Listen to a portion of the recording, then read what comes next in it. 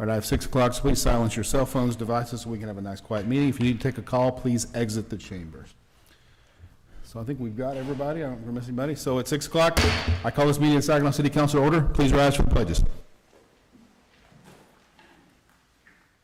pledge allegiance to the flag of the United States of America and to the republic for which it stands, one nation, under God, indivisible, with liberty and justice for all. Honor the Texas flag. I pledge allegiance to thee, Texas, one state, under God, one and indivisible. Thank you. Please be seated. Next item is the invocation. For that, Councilmember Randy Edwards.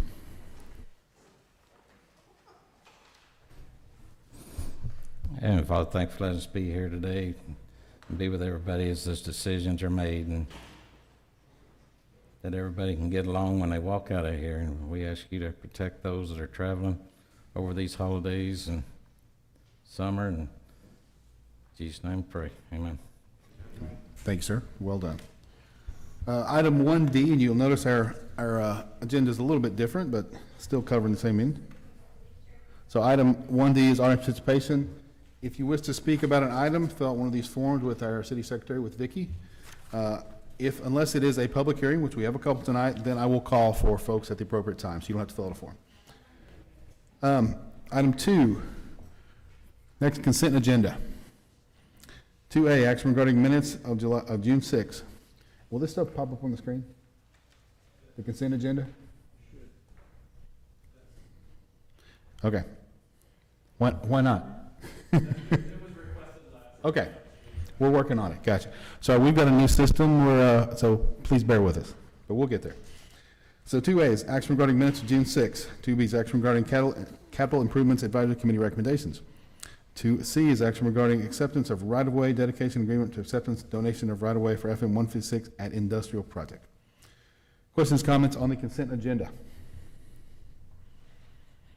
If not, I will entertain a motion. Yeah. Do I got to push Nope. anything? Okay. Mayor, I make a motion that we approve the consent agenda as presented. Okay, do I have a second? Paul, second? I think we should cast the votes on the screen, right? Right? I'm waiting. Y'all have something?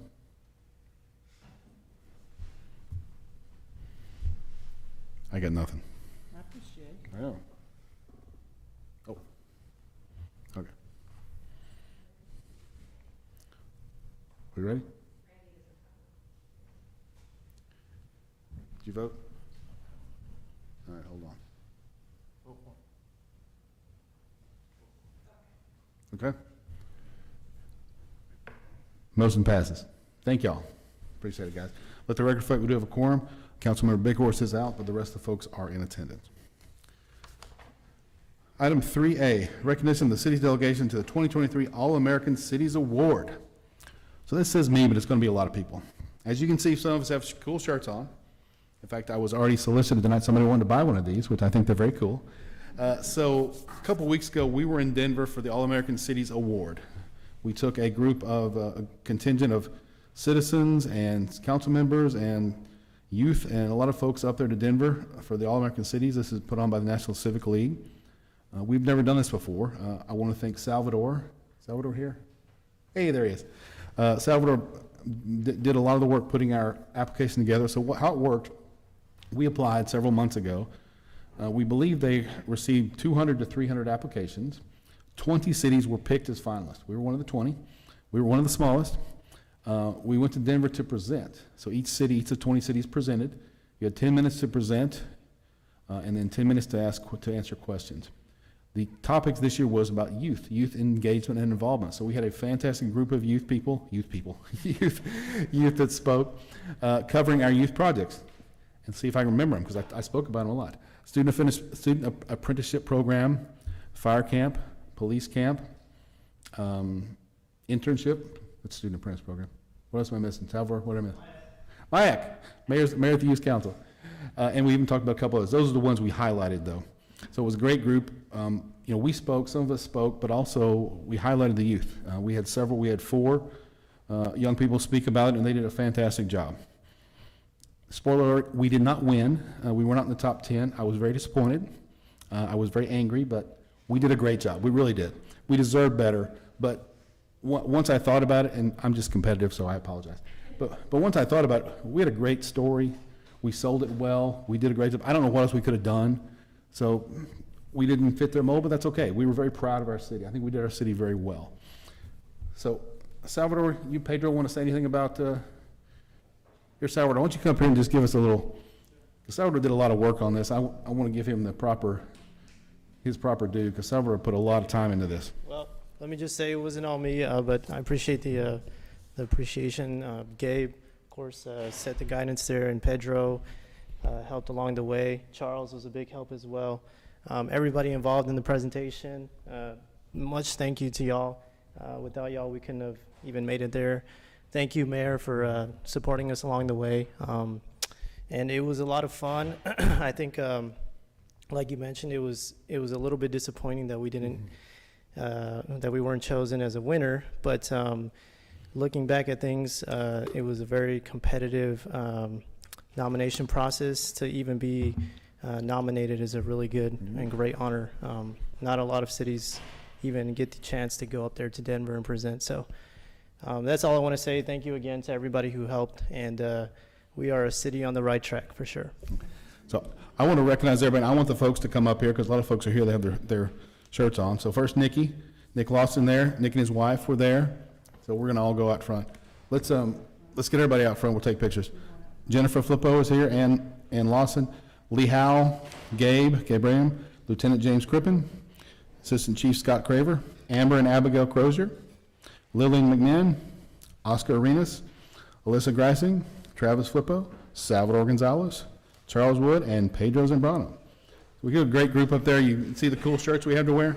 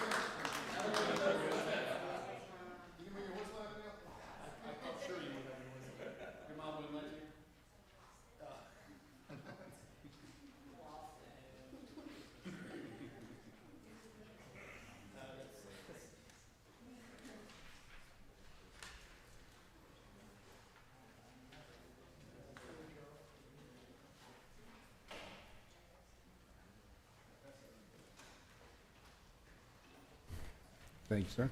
So thank you all very much. I really appreciate everybody's time, and a lot of effort went into that. I really want to thank Amber and Abigail for their hard work on our cool props, which were awesome. We did not or allowed any electronics props. You had to carry in your own stuff. So we were handmade, old school, and it worked out great. So I'm very proud of it. So thank you, guys. All right, moving on. Next is, we're at B, right? Yeah, 3B. Update on retail recruitment efforts. Keith Reinhardt and Carrie, retail coach. Welcome, sir. Hey. Thank you, Council. Are we going to have the slides up there by chance? Excellent. Give me something to go off of. Well, good evening, Council. My name is, for those of you that don't know, my name is Carrie Everett. I'm with the Retail Coach. We are a retail recruitment and consulting firm that is proud to be working with the city of Saginaw. Keith said that we have a couple of new faces in here. I believe Paul, I don't believe you've seen a presentation from us, and was it Randy? That's right. Pleasure to see you guys. If you guys have any questions throughout the process, feel free to chime in. I'll run through this pretty quick. Looks like you guys have a busy schedule this evening, but just wanted to spend a few minutes walking through some of the updates on our retail recruitment and attraction, efforts that we're putting in with the city of Saginaw, and kind of go through some of the steps that we've been taking and next steps. So on this map here, what you'll see is a pretty unique shape, and that is obviously not.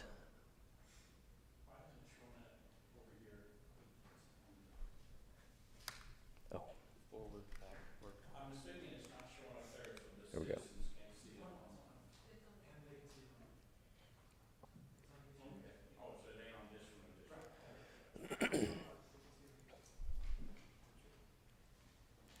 Hey, no problem at all.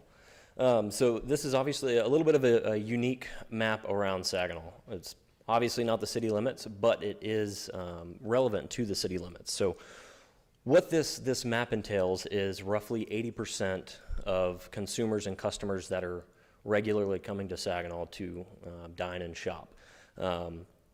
We get this map from utilizing cell phone data, which is a little scary to think about, but a lot of us have a cell phone in our pocket, and we're being tracked whether we like it or not, and it's very useful in efforts to attract retail and restaurants to communities. So this obviously goes beyond your beyond your city limits population, so it encompasses a much larger group, and really helps us tell the story of where those consumers are coming from. So what we do with that is run some demographic information. So these are some of the high points on what retailers and restaurants typically look for in a market.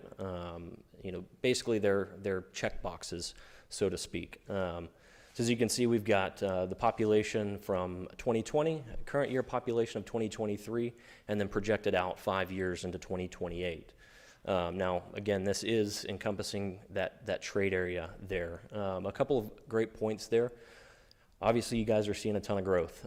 So almost 11,500 more folks within that trade area just over the last almost 2 years. So a lot of strong growth, and we're continuing to see that trend upwards over the next 5 years. It goes into some of the educational attainment, age distribution, race distribution, and also your incomes. A lot of these pieces are important to certain retailers and restaurants whenever they're considering a market to locate in. Another, obviously, a good indicator there is that your incomes are still really strong and increasing. Retailers love to see strong incomes. Typically means that customers have a little bit more income to spend on dining and shopping and entertainment and different things of that nature. So a lot of really good signs there, a lot of really strong indicators that Saginaw and the trade area is growing and a really good place to do business. Another piece of that is what we call the retail demand outlook analysis. So what this does, and I apologize, it's pretty small, but it breaks down just about every retailer, restaurant, entertainment, gas station, you name it, breaks everything into different sectors. And what we can do is based on disposable income, your population growth, what's existing in the market currently, we can determine what that compound annual growth rate looks like over the next 5 years. So we project that out 5 years, and I apologize, I can't see all the numbers there. But you have a lot of really strong growth numbers. Anything over 2% is viewed as strong. There's a lot of those that are in the 4.5%, 5% growth rate over the next 5 years. Again, another really great indicator for retailers that are looking at a market. They want to see that growth. Definitely don't want to see any decline in demand. It means the city or your trade area has met that. But there's a lot of areas to really attract retail within these different sectors. We've highlighted a few of them. I know some of them are in the grocery store sector, which we're seeing a lot of strong growth. Casual sit-down restaurants. I know there's another high-ticket item for the city of Saginaw and the residents wanting a little bit more options for. So we're seeing a lot of that growth as well. But it really gets pretty granular on this. Happy to share a copy of this if you guys want to kind of dive into the numbers a little bit more. But overall, again, really strong growth numbers that are being projected there. On these numbers, Mm-hmm. the whole North Texas, all Texas, in general, is growing. All of North Texas is growing. What I would be interested in is how are we doing against our competitors? So how are we doing against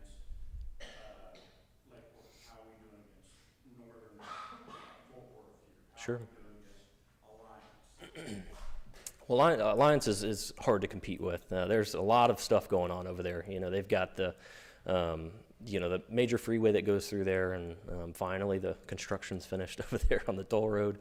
But one thing that we can do is we can run comparative analysis or competing community analysis. I don't have those figures in front of me right now, but that is something that if you want us to follow up with a little bit more information to give you some comparative details on some of those numbers, we're happy to do that. Yeah, well, I mean, here's my thing, I think this, David, you should take a little bit with a grain of salt. Mhm. Everybody around there, every city around here is seeing growth because we got a lot of new people coming in. So what I'm trying to figure out is Saginaw at least treading water compared to our other, cities around here? Yeah, definitely. I'm from a private sector, so I look at the other cities as our competitors. There's only so many people here that are going out to eat, that want to do things.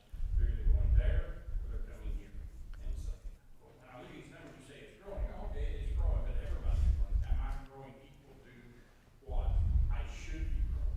Right. Comparatively on some of the data that I've seen with some of kind of the Fort Worth and just DFW communities as a whole, Saginaw is above pace in compared to a lot of these other data sets that I've seen. Typically, it's, a lot of it's in the 2.5% to 3% range, where most of that compound annual growth rate sits. With Saginaw being at 4, 4.5, and 5%, almost doubled some of those. Definitely is up there. Now, as far as exact comparisons to, you mentioned Lake Worth and Alliance, that's something we would just have to dig into a little bit more to get a little bit better idea of comparative analysis on that. You also mentioned grocery stores. Do we even have any grocery stores left other than Walmart? Is ours? Mm-hmm. Yeah.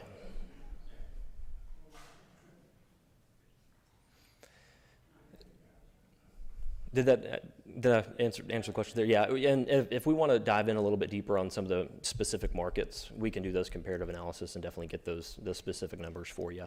But from what I've seen, yes, definitely Saginaw is positioned, above many of those. Now into the recruitment strategy. So this is the process that we focus the majority of our time on. And this is outreach to retailers and restaurants that we've identified as either fits for the market or they're desired via community surveys or city staff, or Keith has been a really good, I'm trying to think of the word. Ally, I guess, and really giving us, say, the city council has said that they want, XYZ retailer or restaurant. Can we add them to our list to work on recruiting them to Saginaw? And this list is always growing as we're working through the process. But for some of the strategy behind that, a lot of that's sending emails, making phone calls, and doing trade shows like the ones listed here. So we go to all the major trade shows in Texas and across the country. A few of the ones most recently were the ICSC Red River Conference, which took place in Dallas. And then the ICSC Vegas show, which we just had towards the end of May. The Vegas show is, I believe, the largest retail conference in the world.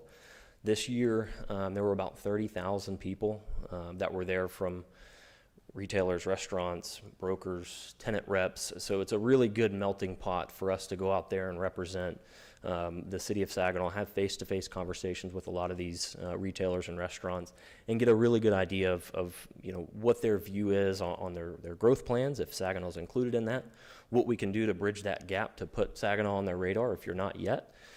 So really good opportunity for us to get in front of a lot of folks that we spend all year emailing and phone calling.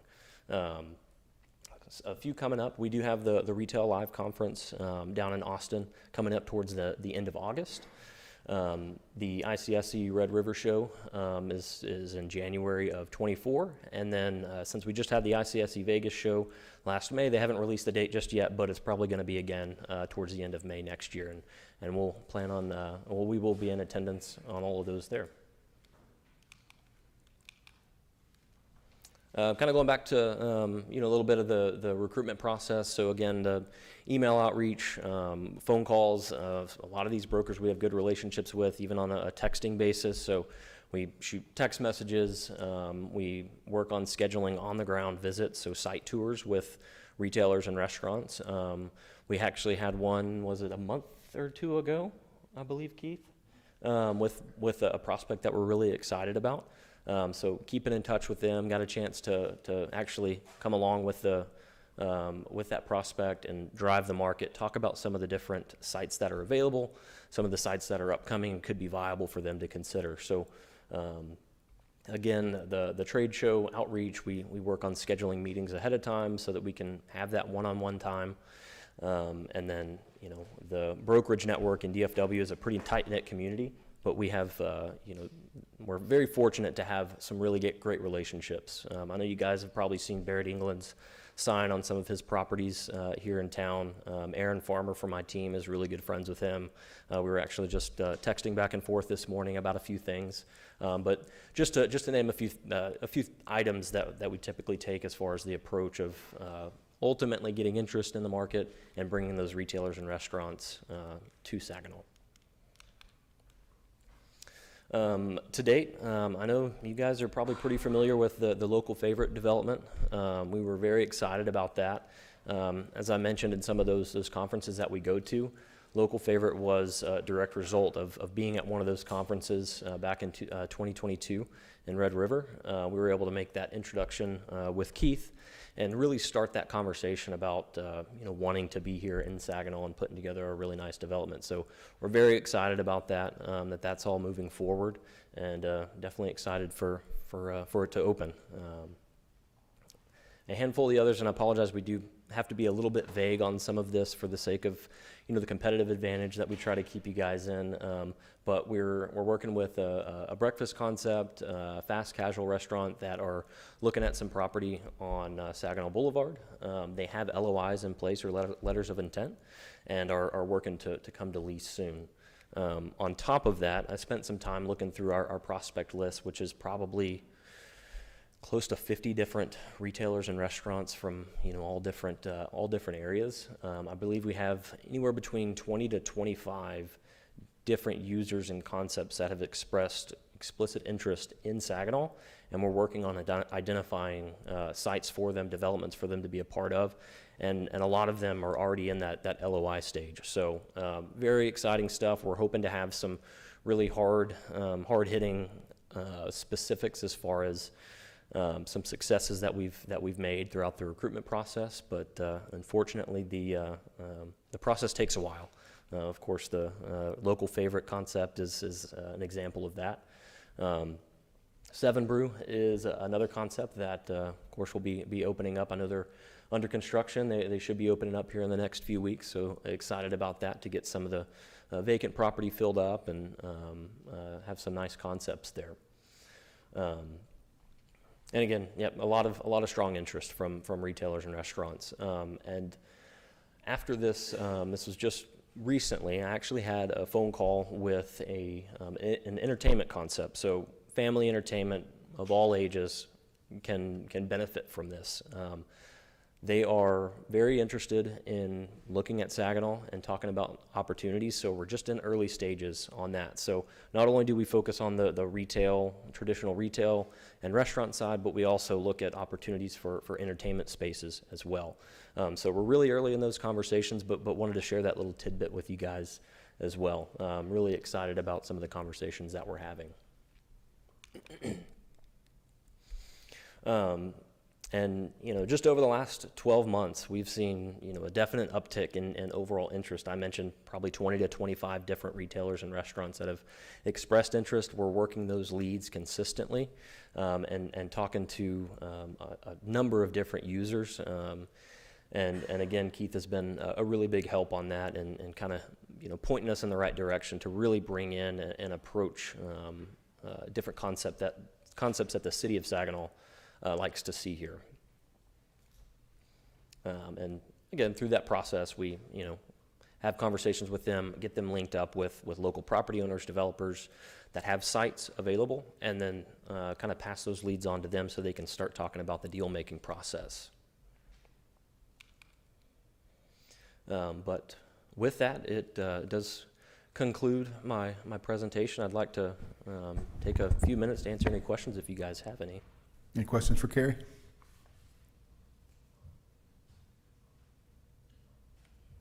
Awesome.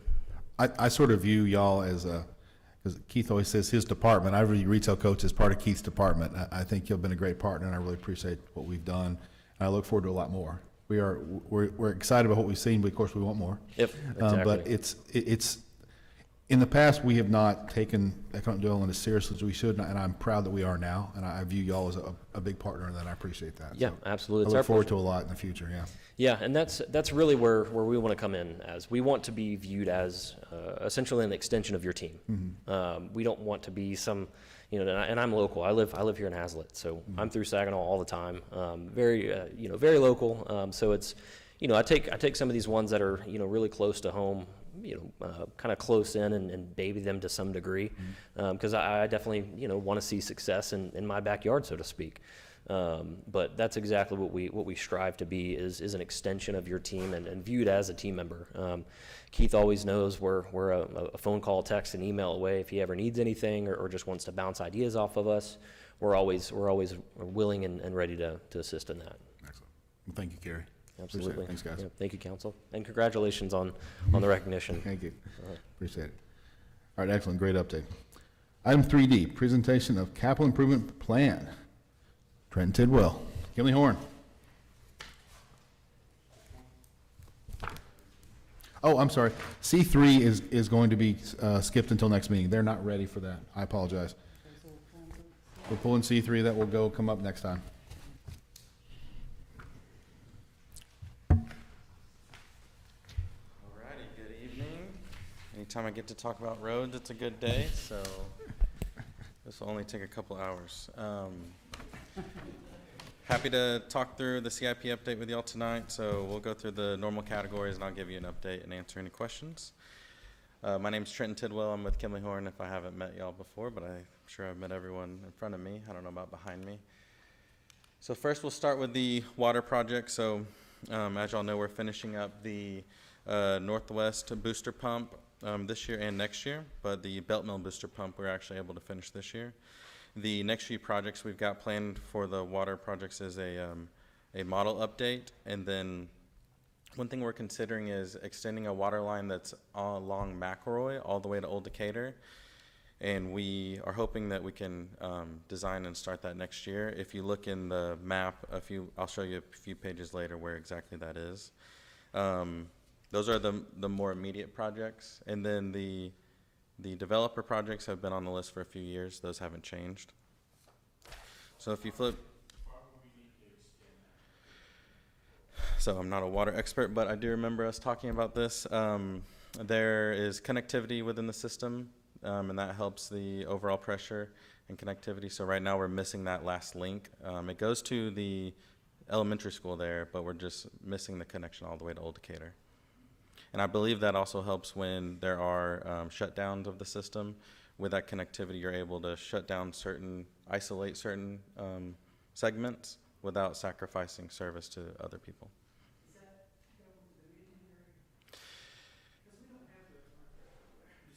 We don't have what? Where's the Dominion area again? That's on the south side of McLeroy? Yeah. It will be along there, a little on the west side of it. So the average water demand was higher this year, closer to more of a dry year. And then on the map, sorry, I'm just going quickly. We got a lot of slides, but on the map here, you can see number 4 is that water line I mentioned, just connecting that last piece to Old Decatur on McLeroy. So for wastewater, the only project we got is the Fairmont Sewer. That's currently under design. I know we've been working with the landowners about figuring out the alignment that everyone can agree to.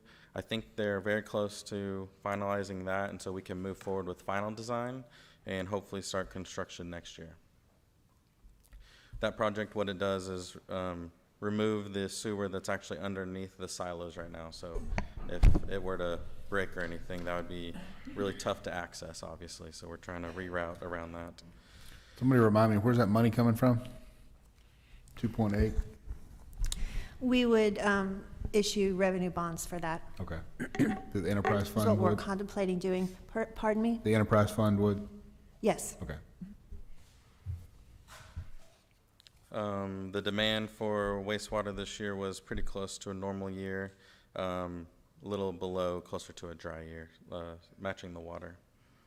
If there's no questions, the next section I'll get to is drainage. So we completed part of the East Cement Creek Phase 2, and there's actually an item later in the agenda today to discuss the bids that we received for the remaining portion. So we're looking to start construction on that. It'll probably be starting next fiscal year and hopefully get that finished within that year.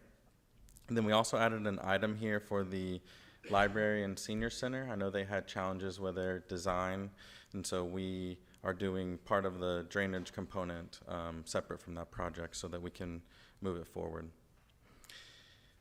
The next major project we kind of penciled in would be the Saginaw Boulevard Drainage System 3, which you can see on the map, but it's just part of the flooding that has happened pretty regularly along Saginaw Boulevard.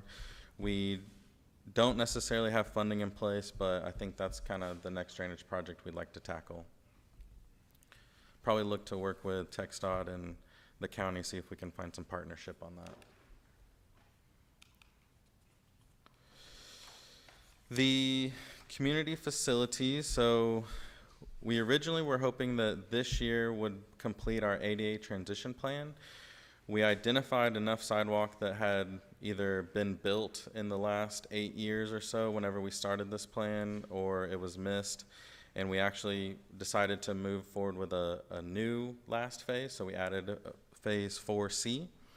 But we're pretty confident that this will be the last phase of evaluating sidewalk and making sure everything's ADA compliant.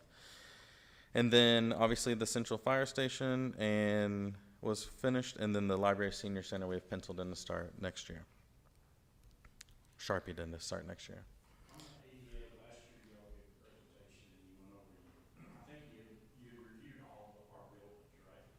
Yes, that was. The buildings, I believe, were a few years ago, but yes, this last phase would just be sidewalk along roadways. So, and I asked this last year, so if we got the buildings done, we know which buildings we're going to, modify. Like we're moving out of libraries eventually. Mm-hmm. Have we begun to put into our regular yearly plan how to get the buildings that's not currently planned to be remodeled? ADA compliant?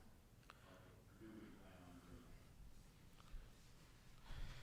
So the answer would be the next building after we get the library and senior center started, which should start the next few months, thankfully, would be, if we followed our facility assessment, renovate next door, the library. I believe it's pretty well ADA compliant. There may be some entrances and some approaches.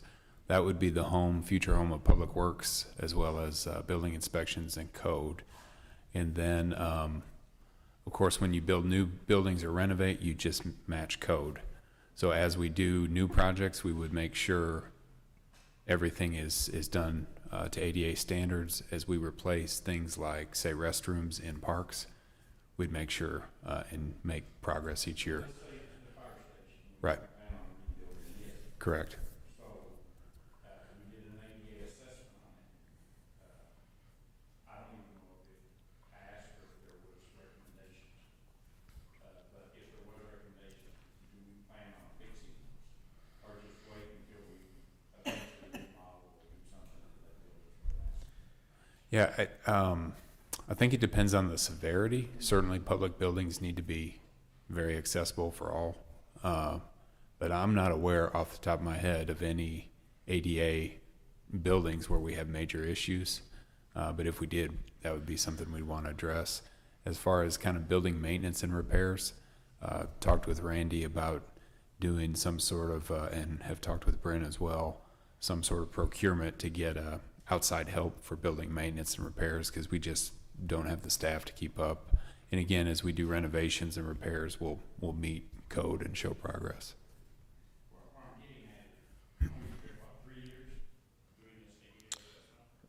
More than that, yeah. Somewhere at the end, I would expect to get a report, and then I would expect us to do something with that report. Like say, okay, here's what we are gonna fix, here's what's critical, and here's what we're not gonna fix. So I understand what you're asking. I'd say on the non-building side, we are doing that. There is plans with the sump program to address the concerns, and there are plans, for example, like Thompson Drive, the sidewalks we're adding there, and then I'm bringing to you another item about supporting a grant application for more sidewalk funding. But on the building side, I mean, it's hard, I think, to create the plan when the funding's not necessarily identified, right? So I think we could definitely piece together a plan. I know like the program we use spits out like here's how much it would cost to fix everything, but it's obviously a ginormous number. So I think maybe you're asking, when are we going to start kind of nailing that down to smaller bite-sized projects? Right. Yeah. I mean, it's perfectly acceptable if there's areas that we say this might be, but we're not going to. I'm just looking at final, we did the assessment, here's the recommendation. Mm-hmm. Yeah, we have a meeting annually about kicking off each phase, so whenever we meet, should be soon, we'll discuss, ending with a actual document to help guide us. And again, the ADA transition plan, I mean, we all appreciate it and it's necessary, but a major component of the drive behind it is to be compliant with federal regulations. So I know we want to implement it strategically, but just at least getting the plan was a big first step. So that's step one, yeah, Are absolutely. compliant. Hey, and I've got feedback, guys, I'm sorry. A very interested person from Colorado is listening right now and said she can hear Trenton very well but cannot hear the council. So make sure you speak into your mics well. So I hope this is better. I also asked her if she was on vacation and why she's watching this meeting if she's on vacation, but. Janice is on vacation. I know. Yeah. She texted me. I said, "Why are you on vacation? What are you doing?" We're gonna jump to parks. So we narrowed this down quite a bit from last year because we have made some progress. So first on the line, we have the Switchyard food truck expansion. I'll actually be presenting to a related topic directly after this. But the design is complete for that, or very near to be complete, and we're starting construction on that next year, or in the next fiscal year. Other thing that made progress was the Highland Station playground replacement. Then in the immediate future, we've started the design on the Highland Station Park pedestrian crossing that connects the neighborhood that's on the east. And then I know the Kiwanis Veterans Memorial had the pre-con today, so construction will start very soon on that. So when's that crossing? When will we get to see that recommendations for the crossing? Let me get you a timeline on that. I know we've already collected survey and we've started design, but I haven't touched base with when we plan to deliver it.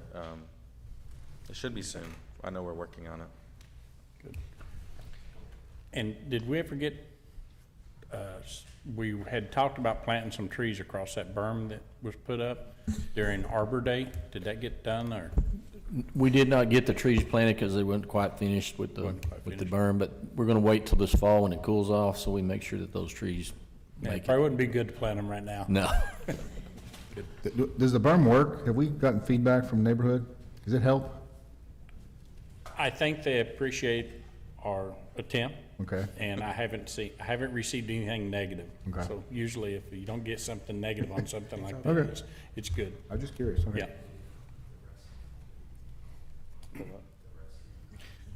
The restroom at Highland Station will be delivered mid-July. We started the pad site over there, if any of you've been over there and seen. We're ready for them to bring it in and set it in place. So it's coming, I think, the 17th, maybe, the week of the 17th of July.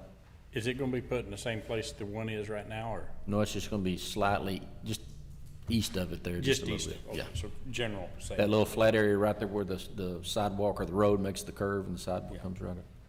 Are the kids enjoying that park now? Yeah. Are they good? Good.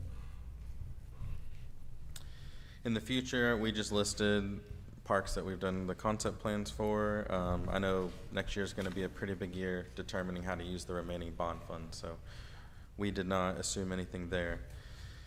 And then the developer portion of this parks is a little more shored up than the other section, so I know in the works with some of the developers listed that there are parkland identified. I don't know if it's a for sure thing yet, but it's at least been discussed. All right. Ooh, streets is next. My favorite. Knowles Phase 1, almost finished. Got probably a month or two left. I know we're just finishing that last stretch to get to Park Center. We are doing a pre-con on Knowles Phase 2 and 3, pre-construction meeting tomorrow for Knowles Phase 2 and 3, so we're excited to get started on that. That will take, our initial thought is 24 months to construct, so it's going to be a lengthy process since we combine those two projects. The Old Decatur North, or North Old Decatur, is the kind of next project in that priority list, where Gabe and I are, working to solidify the funding, and Randy. We are very close on finishing design, but we do need to still finish the storm drain connection, especially with the development. But that should start construction next year, right? So I might add, we met with Commissioner Ramirez about this. This is a priority for EMS ISD because of pedestrian traffic from school, children crossing. So it's on his radar, and I think we may visit him again as maybe participating, hopefully. The last we left it is that the city of Fort Worth, north of the city limits, may choose to, it would make sense to do the whole stretch at once, as well as add sidewalks so that it doesn't just stop by Fellowship Baptist Church. So things are moving in the right direction. And I did finally start to get some traction with, or responses from Fort Worth after they stopped responding, so I can follow up with you on that. McLeroy Boulevard Phase 3 is the next bond project we're tackling. We have collected survey for that. That's the portion between Knowles and the boulevard. So we're working on conceptual design currently for that. We are going to add to that conceptual design Phase 2, we're calling it Phase 2A. So from the boulevard to Spring Hollow, I think it's Spring Hollow, yes, Spring Hollow, because we know that's an area that's desperate for attention. So we've kind of slipped that in front of McLeroy Phase 4, which was recently, a higher priority in the bond program, and that was from Knowles to Old Decatur. So after receiving that feedback, we are tackling those conceptually at the same time. And then the last two are the industrial and FM 156. That was on the consent agenda for the right-of-way dedication, so that's moving along. And then we are wrapping up, or it's actually finished, the Thompson Sidewalks project that connected from Longhorn all the way to Opal. So a lot of movement. The streets that are listed in the future, these haven't changed too much. I'll just point out that we did separate McLeroy Boulevard Phase 2 into 2A, 2B. So 2B will be from Spring Hollow to Lavon. This dividing line is kind of a theoretical limit. We're figuring out, how the money will actually work out if that's where we can divide it. And then continuing on east would be part of the Victory development. The McLeroy Boulevard Phase 4, industrial, obviously broke into two phases, and then we have Basswood, the intersections that are currently four-way stops. And then there below in the developer is the McLeroy section I mentioned.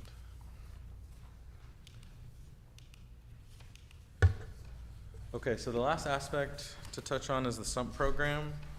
So this year, we were able to knock out quite a bit of crack sealing.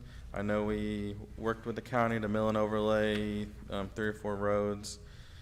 And then next year, we started to identify a plan, so we're calling them sump A, B, C, D. So for our full reconstruct, which the plan would be to bid that out, we right now are looking to do opal. We think we're gonna have to break that into 3 bite-sized pieces to match the funding,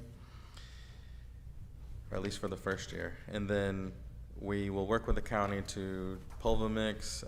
We have looked at Park Center. We need to work with Randy to shore up a few of these. And then we've got like 3 to 6 roads that we will mill and overlay. And then I know Randy was working to purchase a crack seal machine. Have you bought that machine yet? Not bought it yet. But we will be crack sealing all over the city. It'll be great. And that is the sump program. There's a nice map behind there to help explain that. So, any questions on the CIP update?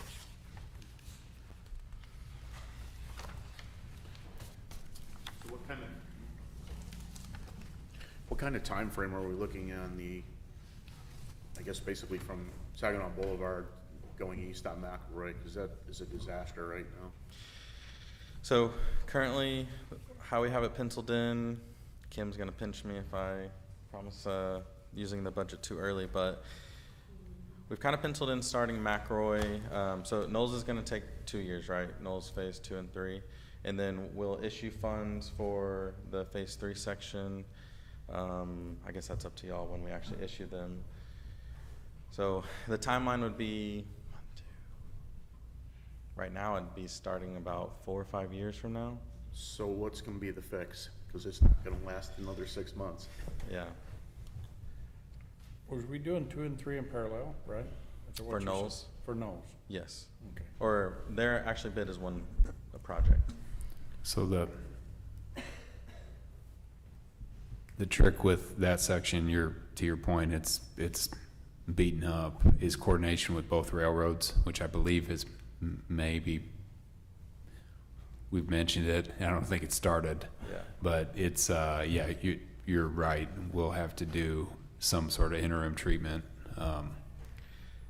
There's already cars bottoming out and everything on it, so. Yeah.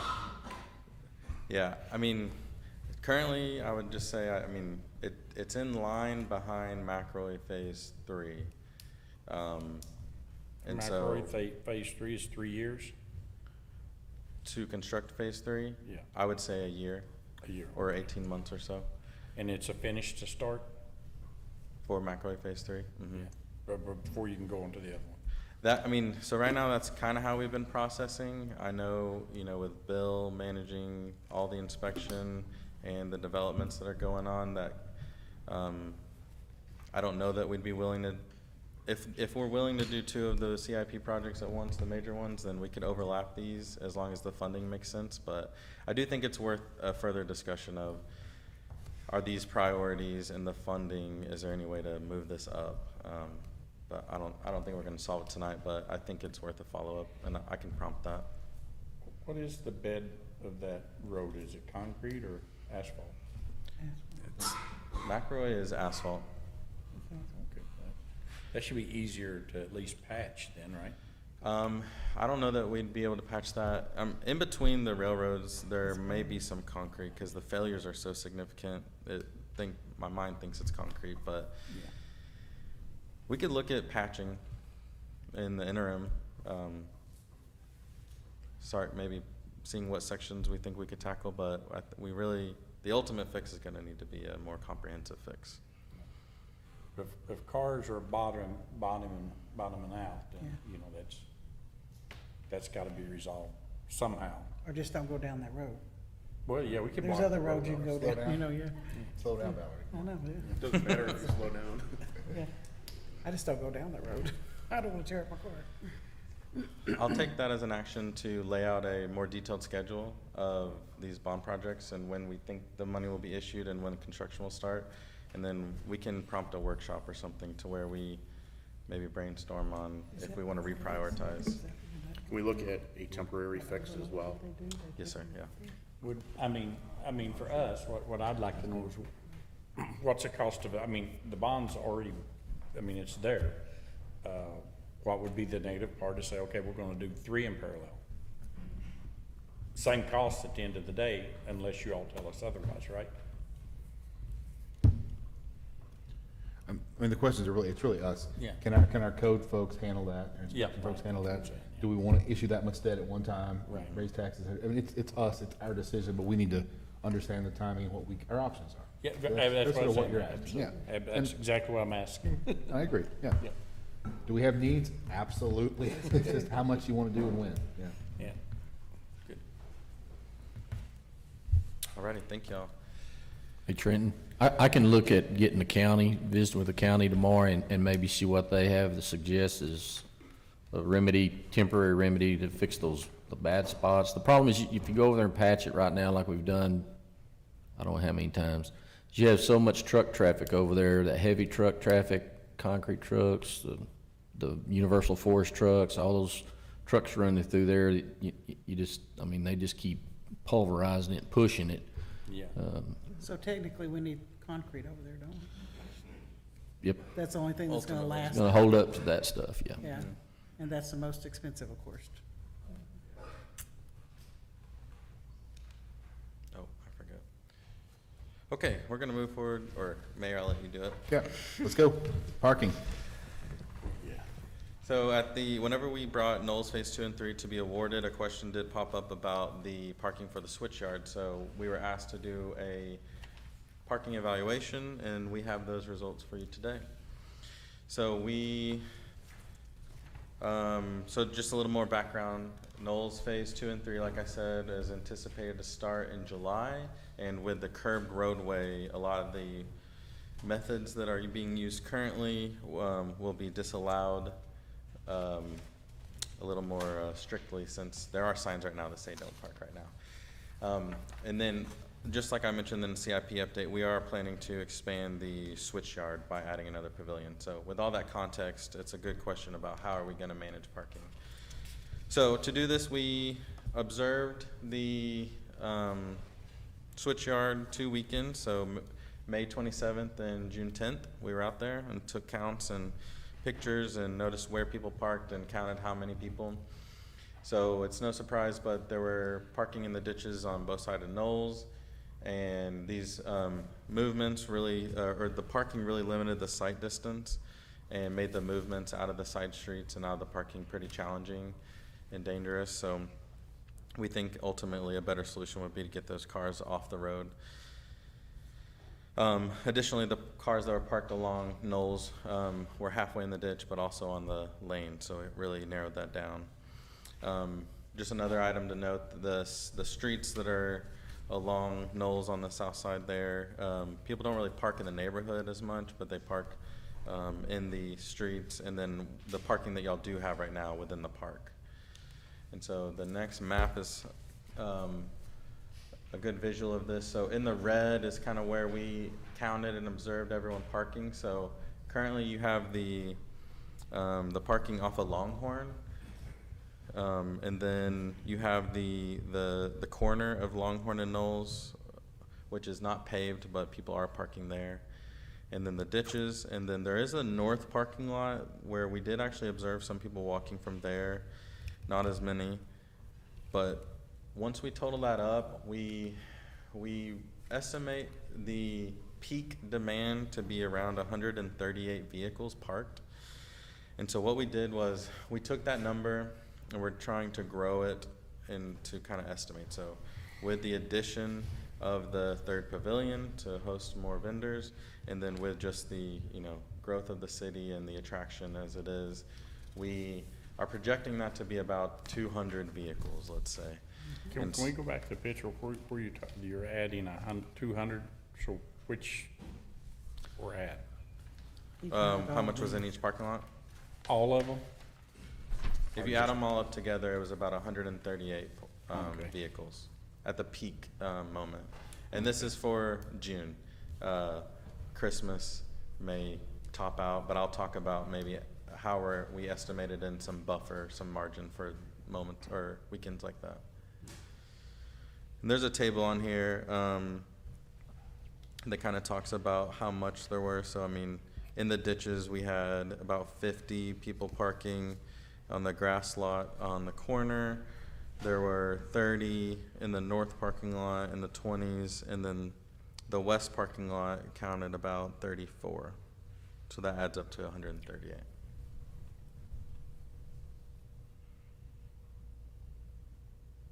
Have you been over there on Market Day? Mm-hmm. It's crowded. It is. So, okay, so we're going, when we do this, we're taking out 12 plus 35, right? 12 plus 35. Oh, yes. Okay. So that is 47. Mm-hmm. Okay. Now, what's your all's estimates when you double that pavilion size and the Switchyard? How many more people will that bring in? So we're going at it 2 different ways, but we're going to end up in the same spot. So let me jump to another slide. Okay. So this last slide, I think it's the last slide. So what we did was we kind of looked at the total parking and where we project it to be, and then looked at what we currently have in those spots, and then the delta is what we need to accommodate, right?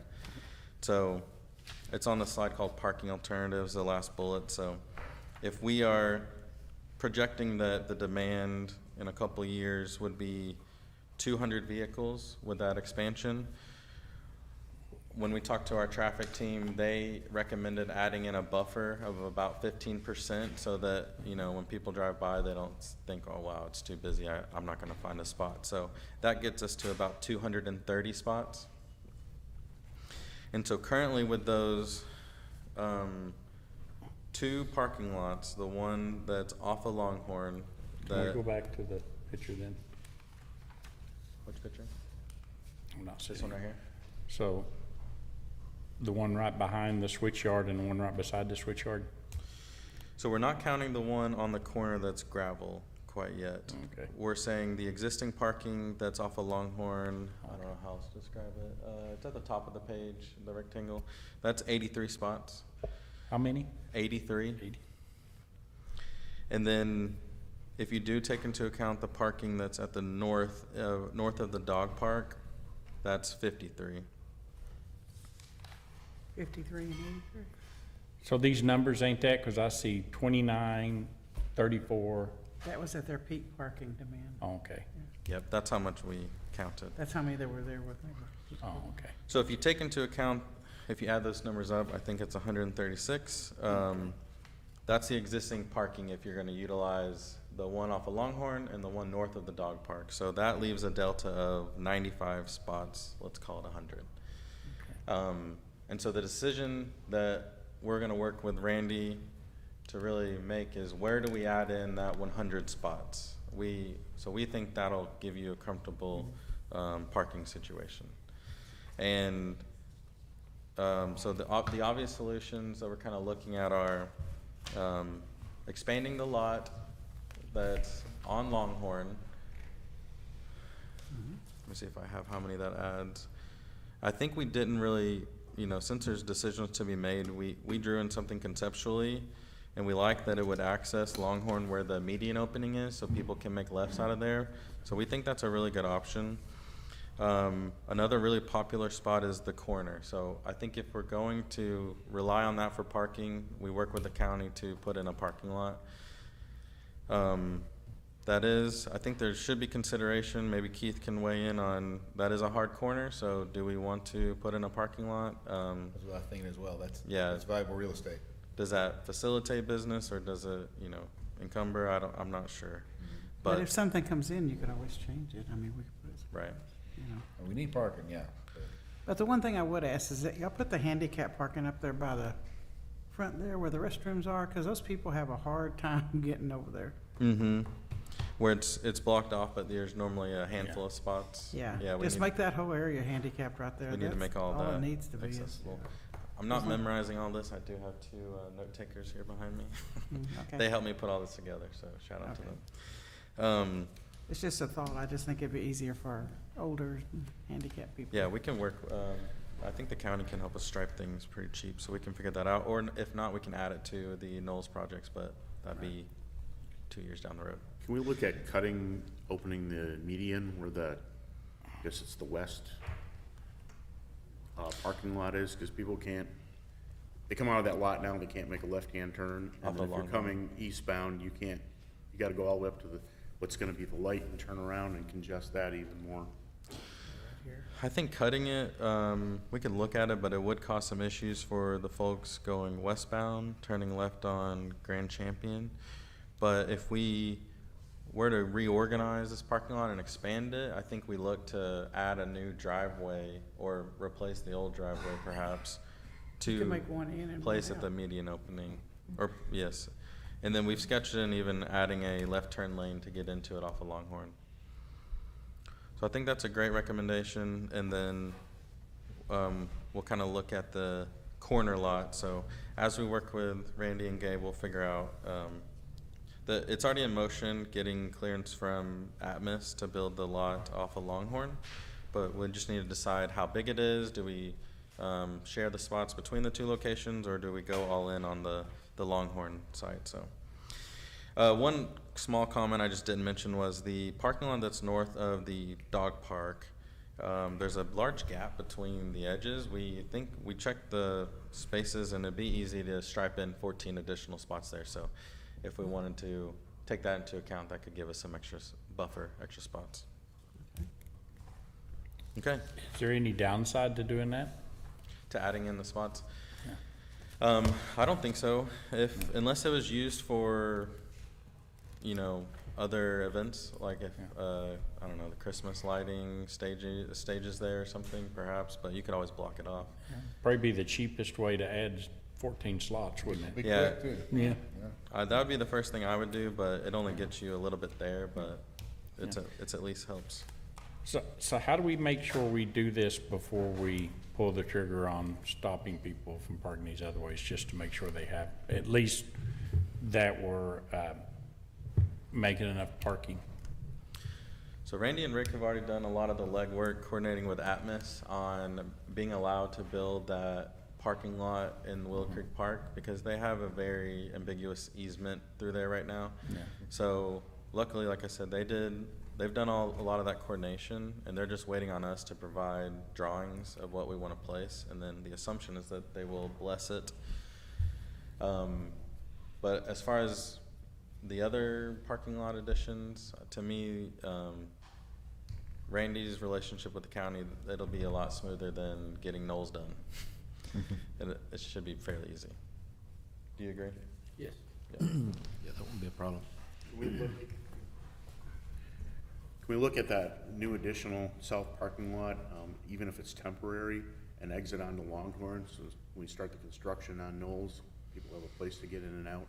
Otherwise, that lot's gonna probably end up being blocked off for a while. Yeah, let me take a look at that. I know it being on the downstream side of a proposed signal might cause some issues, some concern with safety as people are going through that intersection. I think I'd be more comfortable with it being on Knowles, just at a glance here. I'm just saying as a temporary for when we do the construction project on Knowles. Okay, yeah, we can definitely look at that. And the pavement for Knowles won't go all the way to Longhorn, I don't believe. There's already a section there, there's a few hundred feet that was already built as concrete. So, I don't have the plans memorized. Are we going all the Are way they to gonna be Longhorn, do you curbs? remember? Yeah, we're stopping at the concrete. But we'll look at that for sure, that's a good thing to consider. Alrighty. Anything else for Trenton? Appreciate it. Thank Good y'all. stuff. Thank you, buddy. Appreciate it, Trenton. All right, moving forward. Public hearing, so at, what time I got 7:04. We're in a public hearing. Item 4A, applicant rezone 304 South Hampshire. Salvador, Thank you, Mayor. take it away. I won't take up too much time. So this first public hearing is for a rezone request For 304 South Hampshire from single family to duplex zoning. This is in the old part town of Saginaw. A little bit of background. This went in front of P&Z at the June 27th meeting, and it was recommended for denial. If y'all have any questions, I am more than happy to answer. The applicant unfortunately was unable to join us tonight, but I will address any questions or concerns on. Yeah, questions for Salvador? To the best of my ability, of course. Sure. All right, I have a question for Bren. He knows it's coming, so since P&Z turned it down, what is the approval process if we choose to? Sir?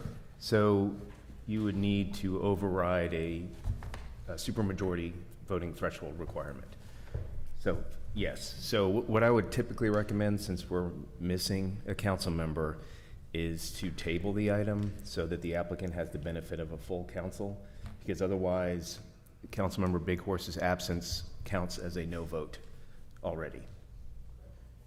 A little bit more background, sorry, just real quick. So this does go against our future land use plan, and the neighborhood is mostly single-family residential. Just giving you a little bit of background on that. Sure. Yeah, I did some driving by and looked at it, and I read the P&Z agenda, and it said, that there was similar type housing and there isn't. And with the recommendations to deny it from the residents, I think, we should just move forward tonight and be done with it. I know the residents are upset. Yeah, I went through and read, the only resident that did not disagree with this was the church there. Every single other one was against it. Yeah. They're not happy. Is the company people that The put this applicants forth, is are they here today? not today. Unfortunately, they weren't able to join us. No, They wasn't able to come today? no. That is Mr. Mohammed Kamel. Yeah. Okay.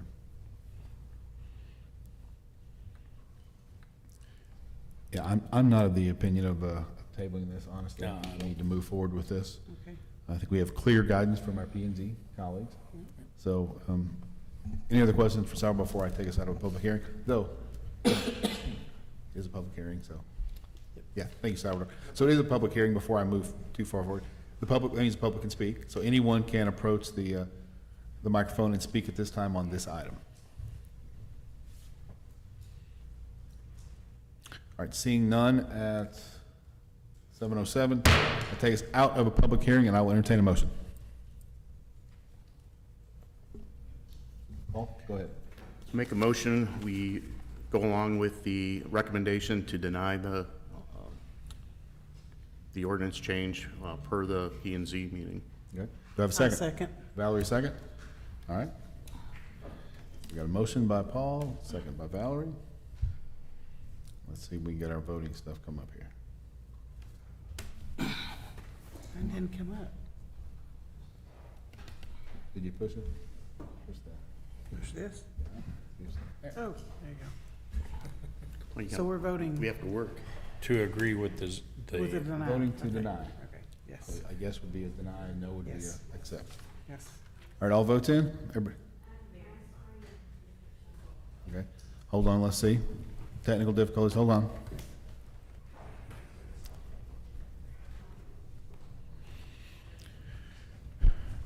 All right. All votes in? All right, let's. All right, so motion to deny passes. Thank you, Salvador. Item 4B, so at 7:09, we're back in a public hearing.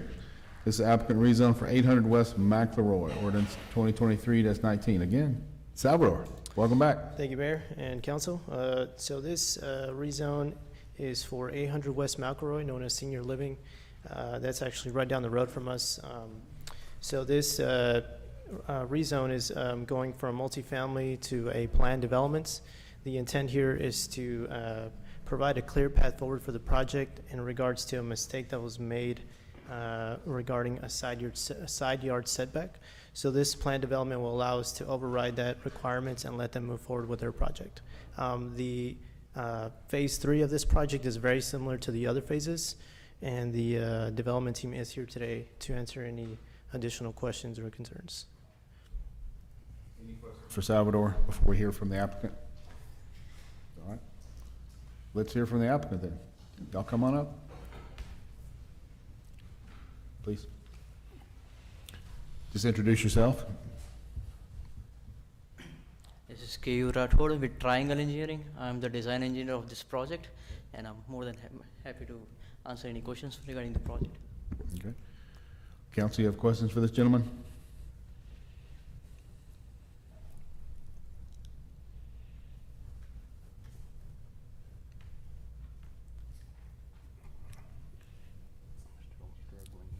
Pretty clear to me, but any questions, folks?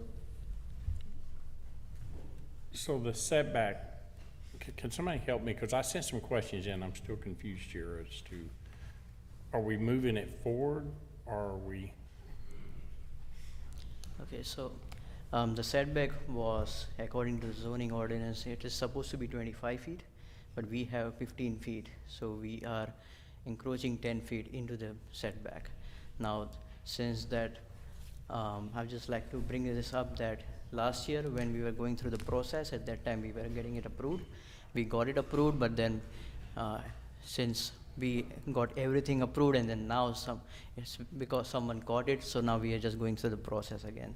Can I request a PDF of the site plan that can be displayed? Okay.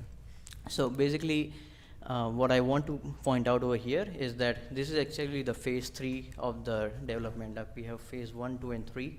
Now, this is like a side yard setback. The building are within the closer to the property, but the phase 2 and phase 3 actually have one access point from McLeroy Boulevard.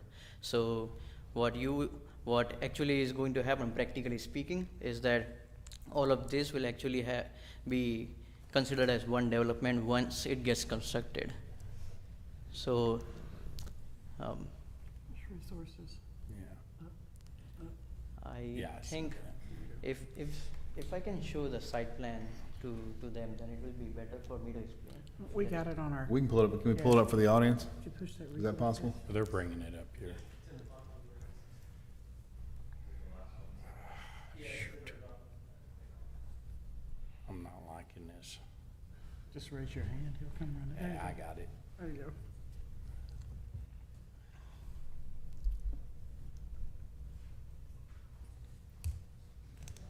So we're changing it. Can we get the site plan up on the screen? On screen? Any screen? I mean, I've got it on mine, but can we get it up on those screens? Yeah, I've got it on mine. Can't see.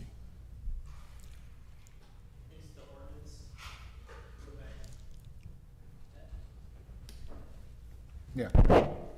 No. I'm here.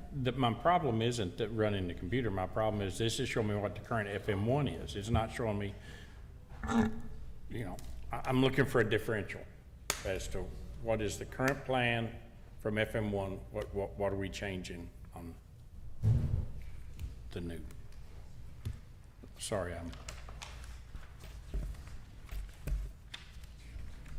Can I again request someone to pull up the project site plan on the, okay.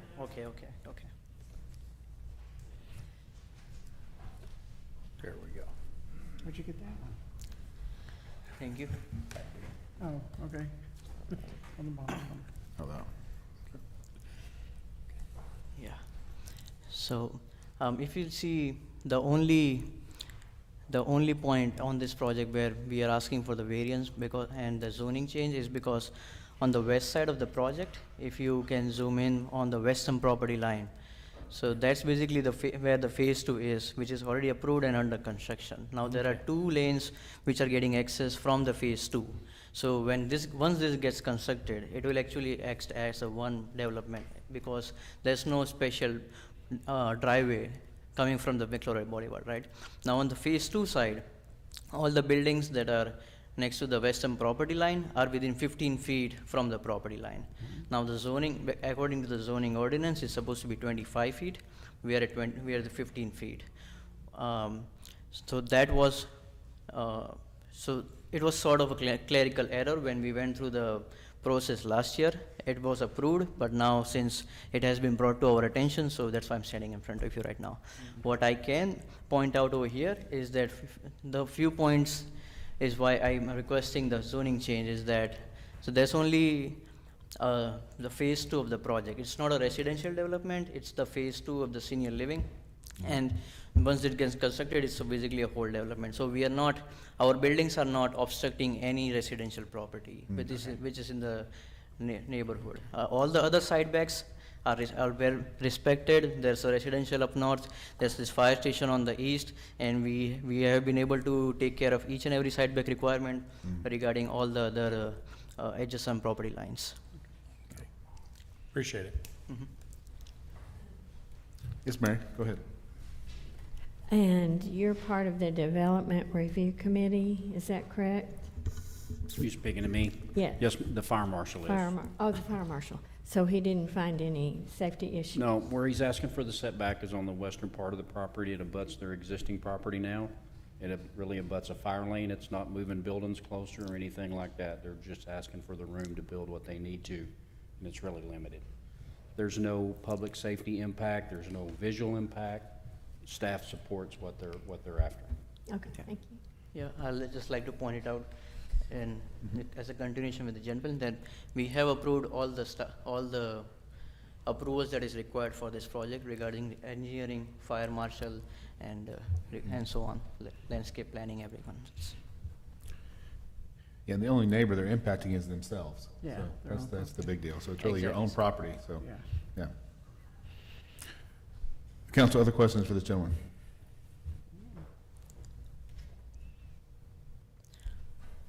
Good. All right, thanks, sir. Appreciate it. Again, this is a public hearing, so the audience is welcome to speak on this subject at this point, on 4B, if you're so inclined.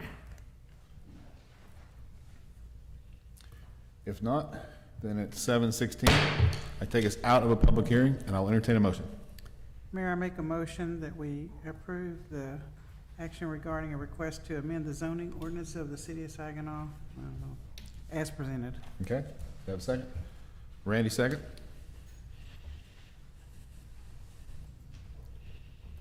Please cast your votes.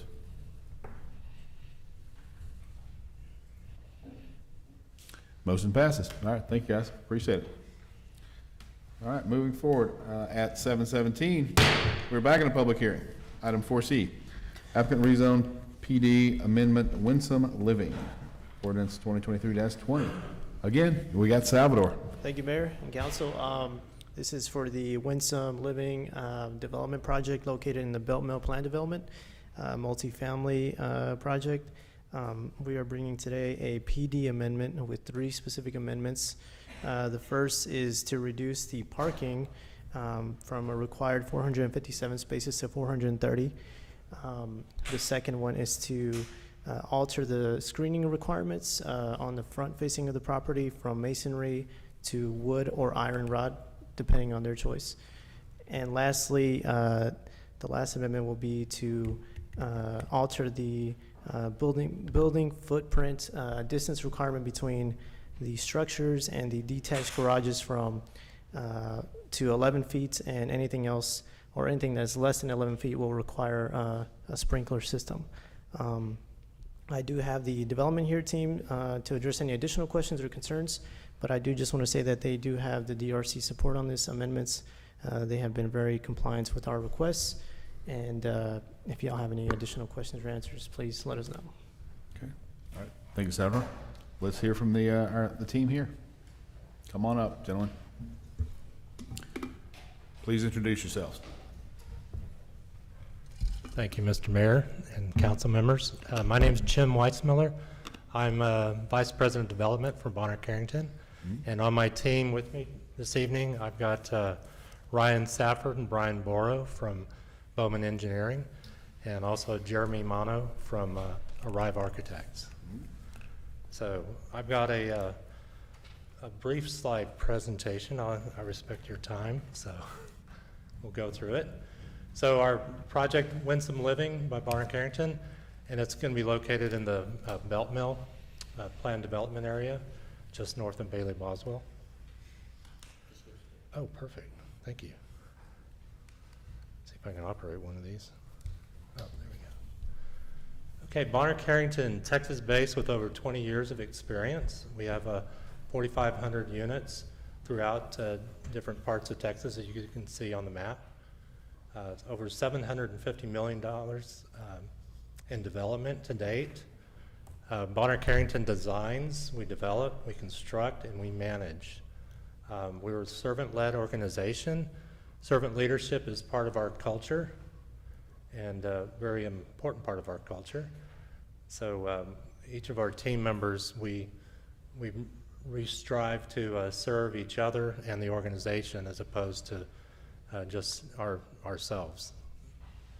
Summary on that. Bonner Carrington Serves is a philanthropy arm of the organization. So we get involved in our communities where we operate. We do a lot of things like food drives. We do coats for homeless, drives, and other charitable, functions throughout our communities. Also, we're already a Saginaw community member here locally with our Mariposa at Spring Hollow, which I'm sure many of you are familiar with. Okay, next slide.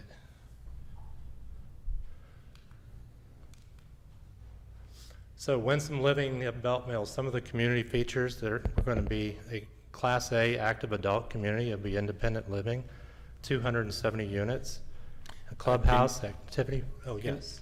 I'm sorry, I don't know what a Class A adult community is, so can you explain that? Yeah, no problem. So Class A, it's going to be very nice, in other words. So it's going to be have a lot of luxurious features. And we develop our communities to where they're going to last. We're not, interested in, we want to own for the long term, in other words. An adult community, so it's independent living, so we're not going to have any assisted programs on site, so the occupants will be completely independent. They'll be able to cook for themselves and care for themselves. A lot of them may have caregivers that, also assist, but we're not going to have any staff on the team that provide those services.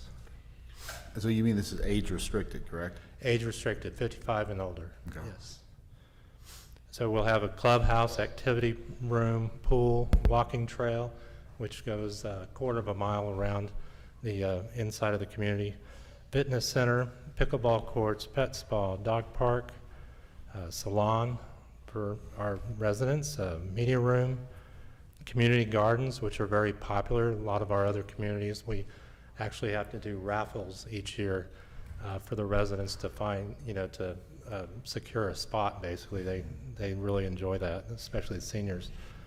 Grill pavilion, fire pit, social lounge, and garden room. And I've got a picture of our site plan coming up. There we go.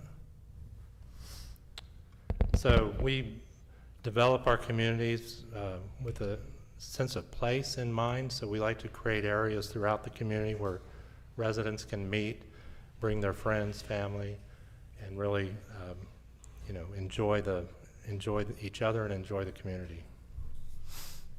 One of the other features I wanted to point out, we have CARES teams on our communities, and CARES team is it's a faith-based group that selects 2 people, usually a couple from nearby church, and incorporates them.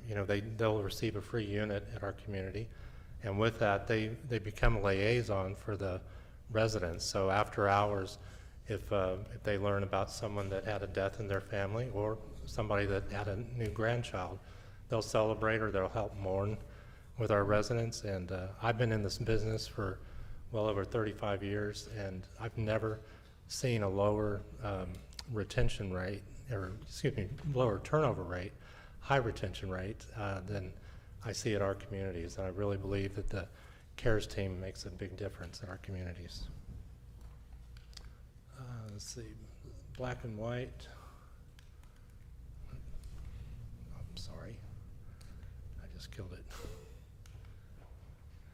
These are the elevations, a couple of elevation slides depicting our community. So it'll be farmhouse style, on the outside. And this is a picture, couple pictures of our Mariposa at Spring Hollow, which I believe some of you are familiar with. You can see a picture of the community gardens on the top there at Spring Hollow. This was early on, so this was before. Now, I visited last week, and they're very lush. And this is the site plan, how it would look within the belt mill. So I believe the original site plan was a conceptual drawing, and this one shows the 270 units proposed. We've got that little arm that extends on to Saginaw Boulevard. That's going to be the piece, the 2.18 acres that would go to the city in lieu of building permit fees, correct? Did you talk to Stuart today? No, so Mayor and Council, you may recall, nice to meet you, Mr. Weissmiller. Yes, We've thank you. emailed but never met in person, Yeah. so Nice meeting you. if you could make an exception for the age requirement, I might like to move in up north. Looks very nice. No, Mayor and Council, you might recall, you approved December 6th, 2022, an agreement where in exchange for a building permit waiver, Bonner Carrington will deed about 2.2 acres of land.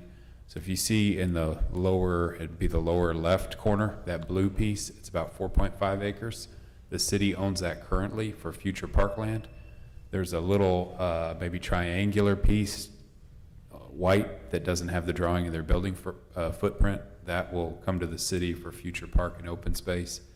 Mr. Shaw got to know Nan, I believe when Mariposa was being formulated, they were friends, and his request that in some way, when we do a park or keep it as open space, that some way Nan is recognized based on their friendship. So with the two parcels, that'll be about 6.7, it's almost 7 acres, be a nice sized park. We're really pleased. He was very And that fond will be for of everybody, Nan. right? That park will be for everybody. That's correct, it would be public. Yes. I'm going to go back to one of the slides earlier. So Salvador mentioned the requests here. One of them is for the parking garages, and you can see on your plan in front of you would be the top right gray structure and the top left gray structure. Those are less than the 40-foot setback requirement between the structure and the main building. But we did agree with the fire department we would get those sprinkled, and so they're not less than 11 feet from the building. And so they had our support if we did that. And also the two gray structures that are on the far left, in between each of those is less than the 40 foot. So those are the 4 structures. Reason garages are so important, we did a extensive parking study on several communities, and 2 other active adult communities in the area, Solea Keller and Alvin Keller Ranch, both have 20%. One of them is 20% of their units have garages. Another is 30% of their units have garages. Both have waiting lists for their seniors, because obviously people like to take care of their cars, especially in Saginaw, where you get some pretty vicious hailstorms throughout the year. And right now, with all the planned garages that we have, we're at 30%. So we really like to keep that 30% and not have to reduce that. Mentioned the screening as well. Sorry to keep flipping slides, but it makes it easier to depict.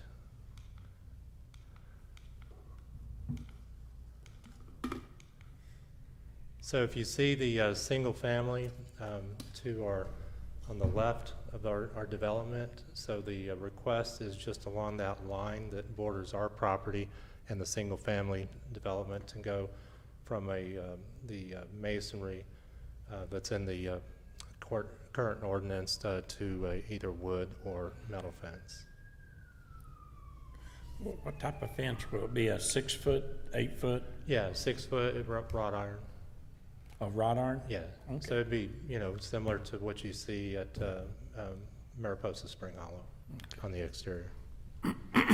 So we would have fence all around the community because we do have access controlled, you know, entries. So for our residents, they, you know, we like to give them that sense of, you know, that they feel more secure with that. I think we'd like the idea of a wrought iron more than a wood, wouldn't we? Yeah. I think wrought iron sounds pretty good to us, so. Yeah. Very pretty. Mhm.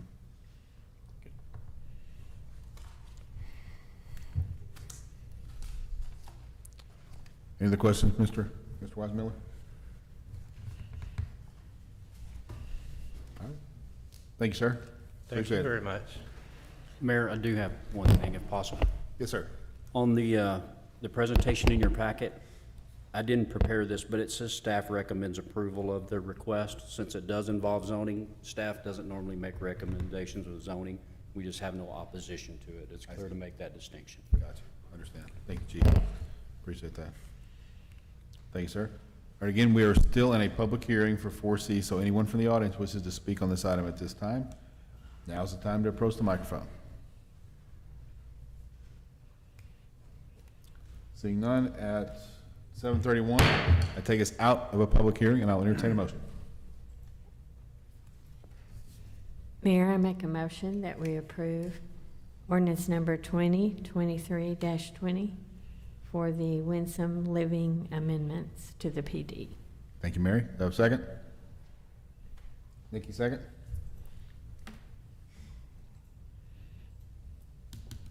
Please cast your votes.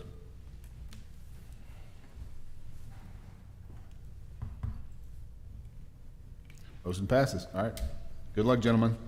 Welcome to Saginaw. All right, thank you, guys. 5A, we're back to Right, Mr. to Mayor. Salvador, consider action regarding approval of a site plan for Winsome Living. Yes, it's actually just the previous site plan that was displayed on the screen. The first item related to Winsome was the PD amendment, so the zoning, and now we're just approving, or to be approved, the site plan itself. Okay. So really same thing. Any additional questions, folks? Yeah, just a part two of this process.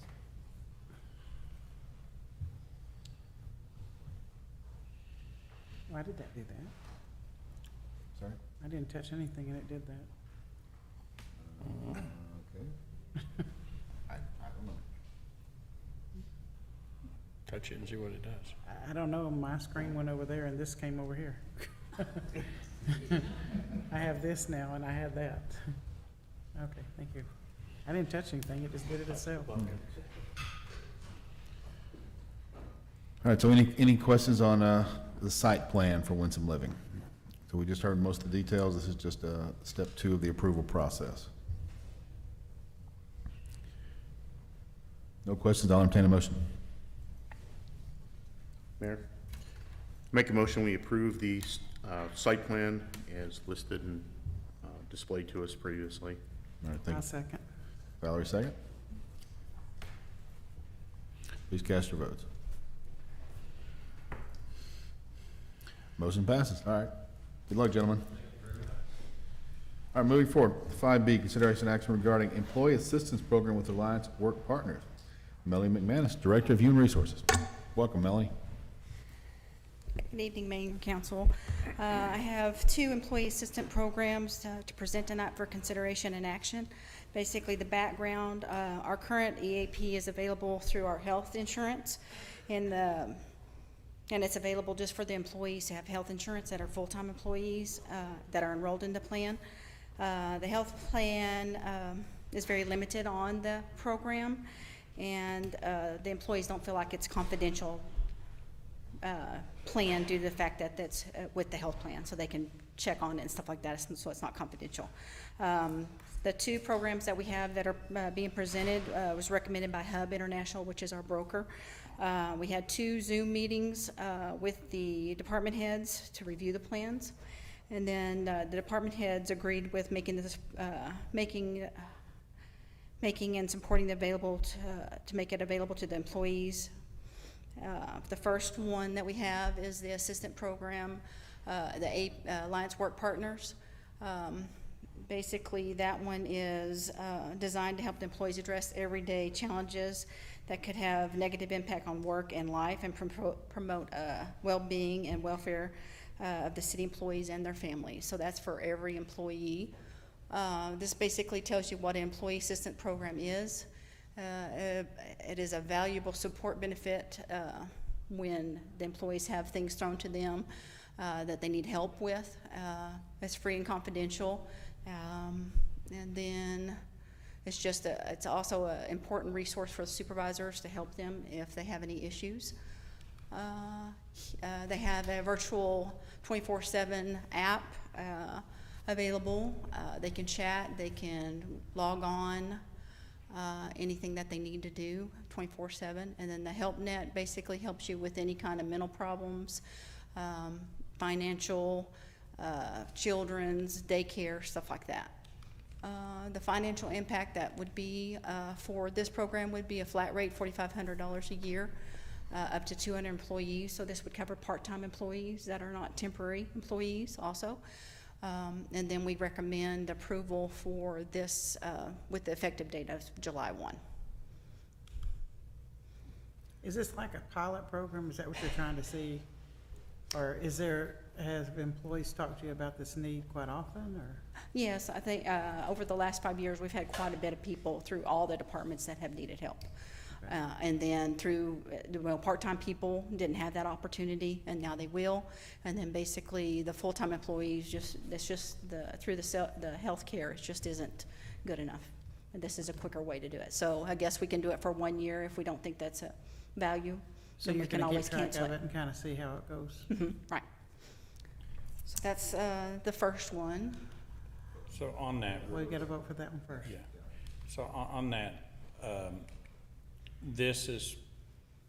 these type of programs are meant to be anonymous. And so by separating it out, it makes it draws a wall, and it makes it truly, They feel more comfortable with with calling. And it definitely makes the employees a lot more comfortable when there's a third party there. Yes. Right. And And that's, they- to me, that's the big thing here, Yes, right? yes, and then they don't feel like they're gonna lose their job if somebody That's wants to right. find out. That's right. That's a big thing. And is this assistance also available to family members of the Yes. employee? Yes, family Okay. members within the same household, yes. Okay, that's good. Was the current program also available to family members? If they were on the health plan, yes. Okay. Only if they were with the health plan. Okay? So this covers all employees. All employees. And so that's another big step, but not just the ones that's on our health plan. So Right. it really gives our employees another tool to help when they're in need. Correct. So I guess we need approval for this plan, and Yeah. then we'll go to the responders. Okay, any other questions for Melanie on this one? This is the All Employees Alliance Work Partners, EAP. If not, I'll entertain a motion. Mayor, I move. Go ahead. Okay. I move that we approve 5B, consideration actions regarding employee assistance program with Allison Work Partners. I second.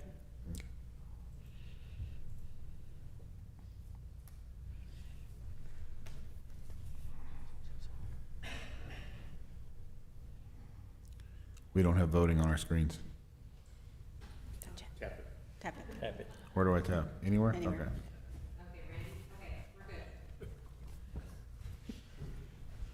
All right, motion passes. Thank you, Melanie. 5C, consideration action regarding employee assistance program with Responder Health. So this is for first responders. This plan is designed just specifically for first responders as they put their lives in jeopardy every day. They have different stressors, experience trauma, and may require more thorough mental services from time to time. This program is designated to provide EAP benefits and address specific issues that first responders and their families face every day. So basically, this one is where if somebody was to call in, they actually have a first responder that can talk to the first responder with the issues that they have. Just everybody that works as first responders, they just have a lot of stuff within their family and stressors that help, and then They can send out people to talk to the family independently, say they need help. And then basically it's confidential also, which helps across the board on that part of it. They have a confidential peer hotline. Nobody is able to get any information whatsoever through the city if somebody was to call that line. It has wellness resilience training, virtual training and resources. They have confidential peer support 24/7 hotline. They basically are, they will do all the work for the individual. If they've called, they'll pass them off. They won't just say, okay, you need to call this number. They'll actually contact them while they're on the line and get the help that they need. And then they, of course, they have the unlimited training for anything that they need.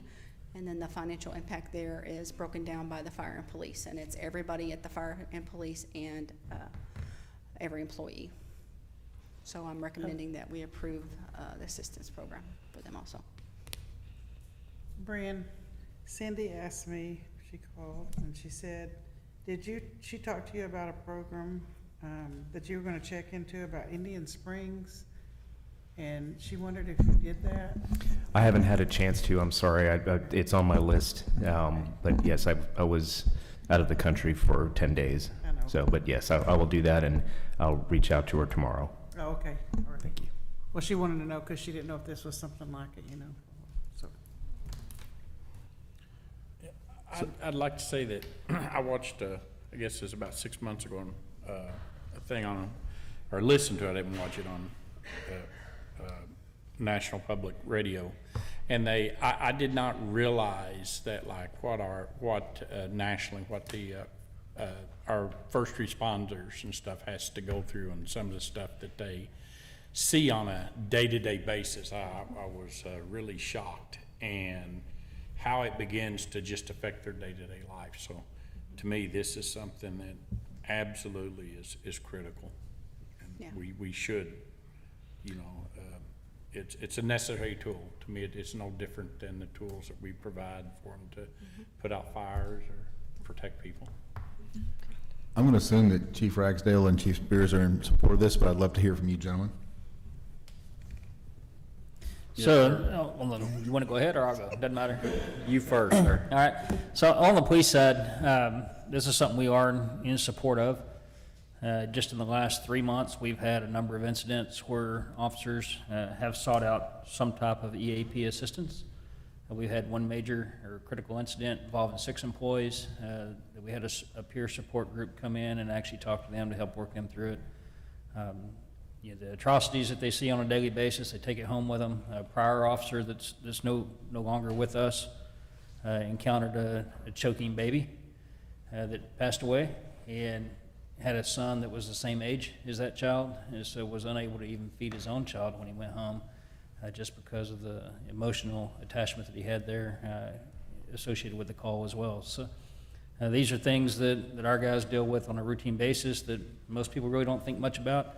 But we're definitely in favor of it. It's something that's been a long time coming. We've utilized the healthcare associated EAP program in the past, and officers just don't feel comfortable with it. They feel that they call in confidence and speak to someone, and their doctor knows about it. Next time they go in for a visit, want to know how their health, mental health is. They don't feel comfortable with that, and then they're talking to individuals that don't have first responder experience, and so they're trying to talk them through their emotions, but they've never had anything similar that they're trying to talk them through. And so this program is built by first responders for first responders, and it's manned by first responders or former first responders. And so they have firsthand knowledge in these issues that can help our officers get through it. And when it gets to that point, then they make the referrals and actually follow through, making contact with the vetted professionals that actually can help our officers when it gets to that level of treatment. Thank you, Turn it Chief. over to Doug now. I couldn't have said it any better than Chief Ragsdale did, but an absolute support. We too had a recent crisis event with an employee, unfortunately, and we navigated our health insurance EAP program, and obviously that wasn't successful, so we had to do some other measures on our own. So probably done a disservice to our staff, given my position of us not pursuing this further. That's how important this is. So now's the time to do it. Thank you, Chief. Thank you, Chief. Appreciate that. Any other questions? Yep. For the police, does this include the dispatchers as well? Yes, every employee at the police department and fire.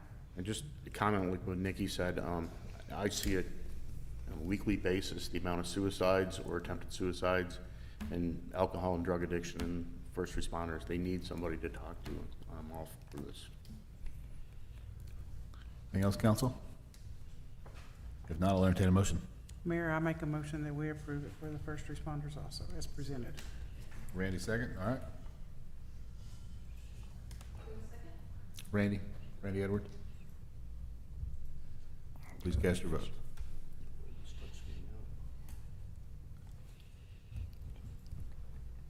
Motion passes. Thank you, Melanie. Thank you. Thank you, folks. Look forward to it. Hope it works out great. Item 5D, consideration action regarding subcommittee for board appointments, and it's me. So we're not going to do board appointments tonight. That will be the next meeting, but we want to make sure we had the proper subcommittee in place. Before it was Mary and Cindy and Nikki. I think we're going to keep Mary and Cindy and go from Nikki to Paul, right? Sounds good. You good with that? Everybody good with that? So I asked Brent, we don't have to vote on this. We just have to make sure everybody's clear on this so that subcommittee can meet in the next 2 weeks and go over the applications and make a recommendation to us. Sound good? Everybody good with that? That's good. Let's move forward. That was easy. 5E, consideration action regarding bid rejection and rebid for East Cement Creek Phase 2. Randy Newsom, Director of Public Works. Thank you, Mayor and Council.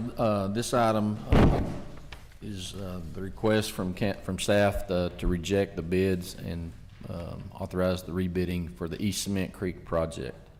On 14th, we cracked open the bids. The engineers and staff went over them, and during the bid tabulations, looking at the line items, we discovered there's a big discrepancy in the utilities. We combined this project with the East Cement Creek project for the utilities to serve the storm drain and stuff for the library and the senior citizens site. And the utilities, there was quite a big variance in the different prices, line items wise, and we think that we would definitely see $200,000 to $300,000 savings if we go out and rebid this project. So staff has recommended that that's what the council considers and that we do. Council questions?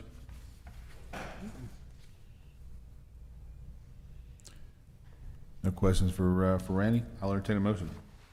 Mayor, I make a motion, we approve the bid rejection and rebid for the East Cement Creek Phase 2. All right. Do I have a second? Mary? Mary seconds? Please cast your votes. All right, we're getting the hang of it, aren't we? Yeah, We're trainable. yeah. All right, motion passes. Thank you, Randy. 5, we're on F. Consideration action regarding adoption of resolution 2023-14 for support of the SS4A funding application. Trenton Tidwell. So the SS4A grant program is Safe Streets and Roads for All. It's a grant program that was created with the bipartisan infrastructure bill. So last year, there was $800 million awarded. 90% of those grants were safety action plans, which is what we're applying for. The deadline is July 10th, so next week. And this resolution would just provide support for that application, showing that the city council and mayor support the application. Anybody opposed to free money? No, I'll make a motion, we approve it. All right, anybody, any questions, comments? If not, Valerie made a motion. Do I have a second? Paul seconds? All right.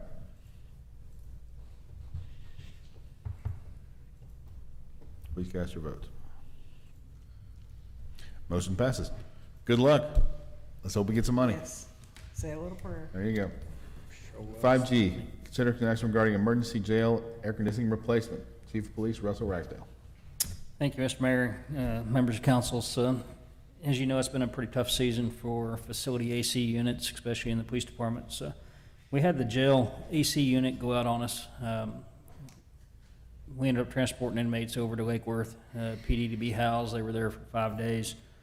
Sent our jailers over there to help take care of their facilities since they don't have that service or provide that service. The AC unit was determined to be non-repairable. Kind of led us to just a one-way street on how to get inmates back in our jail and get our employees back. So that's what you have before you there is the emergency jail AC replacement. This actually occurred the week that we had temperatures that were all at 100 or higher. So inside the building with the main PD not having AC, just wasn't acceptable to have inmates back in the jail without those necessities, if you will. So that's what you have before you there. Council questions? I do have a question. I'm a little confused on this, okay? On the first one, on G, you replaced it and it was $13,555, right? That's correct. And then on the second one, H, is that a whole different unit? That is a whole different unit. I know it's the thing that's sitting out there, but that has nothing to do with this unit, right? That's correct. Okay. I just want to make sure that I was seeing it right. Other questions, council? If not, I'll entertain a motion for 5G.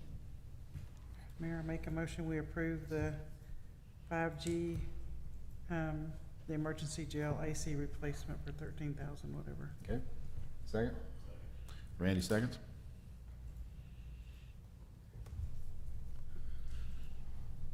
Motion passes. 5H, consideration action regarding emergency expenditure for police fire and AC unit. Chief of Police, Russell Ragsdale. Yes, sir, Mr. Mayor, members of council. So back in the late part of spring, I believe it was, we came to you and with an AC that had completely gone out, non-rebuildable 25-ton unit. We placed an order for that unit with council approval. We were told that that unit will not arrive until mid-November. And so what this line item is an emergency expenditure for a temporary AC unit. It's mounted to a trailer. It's providing air inside the building. Again, what necessitated this was the extreme outdoor temperatures. Officers couldn't come inside even for relief from heat. Couldn't come in and write reports. We were using swamp coolers to help keep the building at a manageable temperature. But the moisture concerns with that were causing a number of issues with weapons and with paint and drywall and whatever. So there was a decision made that this was something we had to do and had to get done pretty quick.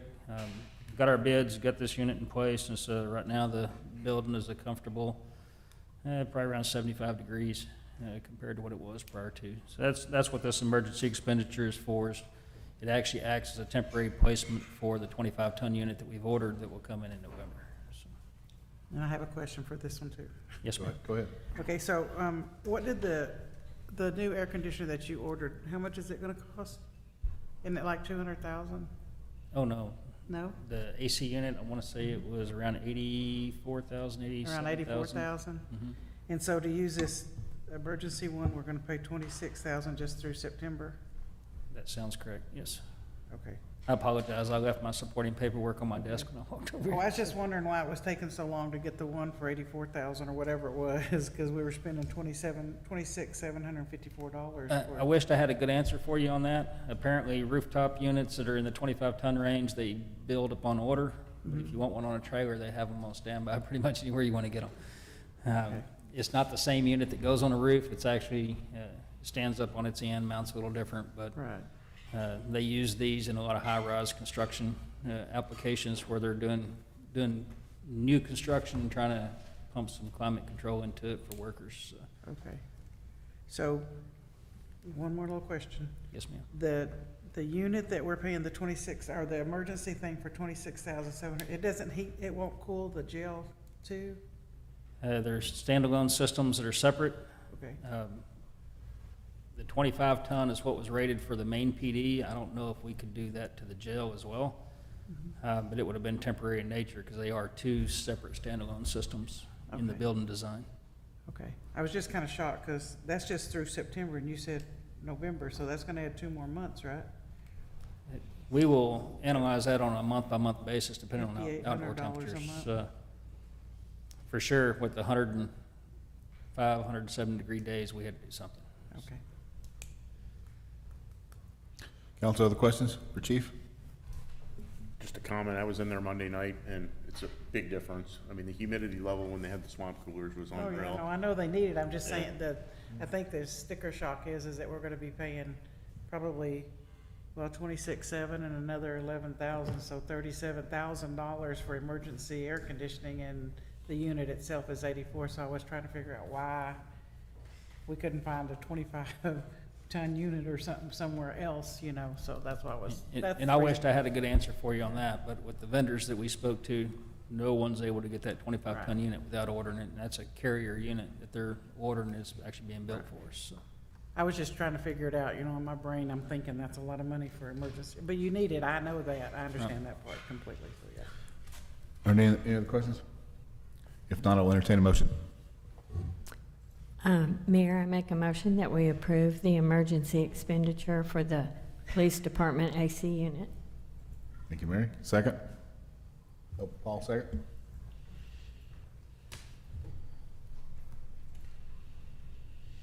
Motion passes. Thanks, sir. Good luck, chief. Item 5I, 2023-2024 Budget Workshop. Kim Quinn, Finance Director. Thank you, Mayor and City Council. We're going to start talking about some specifics of funds, at least some preliminary estimates. And the first one we'll talk about tonight is the Crime Control and Prevention District Fund. If you recall, this is the fund, CCPD fund, that is funded with sales tax. Just to give you a little bit of a background reminder, our local sales tax rate is 8.25 cents. The city receives 2 cents of that. 6.25 cents goes to the state. And of that 2 cents, 1 cent goes to the general fund as just the standard amount that funds general fund. And then 1/2 cent, so 1.5 cents goes to the general fund to reduce the property tax rate. So that was approved many, many years ago. That leaves the other 1/2 cent of the total 2 cents. 3/8 of that goes to CCPD and 1/8 of that goes to street maintenance. So the estimated revenue next year is 1.8 million in CCPD. And that goes to fund 11.5 officers, 1 jailer, and 1 dispatcher. Next year, we've got 4 patrol vehicles that are proposed to be replaced. And we're going to start on an annual radio replacement program. We're also funding 5 radios. And then we'll have 9 months of the new CAD RMS system. That's the one that we're going in with Lake Worth on, and it's replacing the current crime system. So we'll have 3 months of the current system next year, and then 9 months of the new system, hopefully if everything goes according to schedule. And then also in CCPD is budgeted the second of the 5-year agreement that y'all approved last year for the body cameras, tasers, mobile video, and the interview room equipment. I do have a question. The new cars that we got just here recently, are they all outfitted and everything now? No, ma'am, they're not. I didn't think so. We're still waiting on emergency equipment to come in. And that's, we're gonna budget it next year, so we keep on track, but there's been a delay, and we anticipate a Well, delay I knew there next was, year I as just well. didn't know if they'd been all outfitted yet or not. Okay, so that's just a quick overview. The graph is gonna be the same on all of the slides. I'm just trying to make it easy for you to read. The blue is the adopted, the red is the revised for both revenues and expenditures. The green is how we estimate this year will end up, and then the purple is the proposed. And then I've also got on the next slide, just because I know some of y'all like to actually see the numbers, this is what the graph on the first slide is based on. And so for each fund, I've got the current year adopted, revised, year-to-date, that's just through May, and then the percentage, and then what we have estimated to finish out this current year, and then proposed for next year. We've got another small fund, the Police Expendable Trust Fund. This is a fund that we have to account separately for confiscated property and asset forfeitures. We usually don't budget revenue in this fund because it's hard to predict when we will receive those funds. But we've started beginning last year funding whatever balance we have in there. There's specific expenses that it has to be used for. And the proposed budget is same as the current year budget to use balances for the K-9 unit. And that's all this fund shows here. And then the numbers.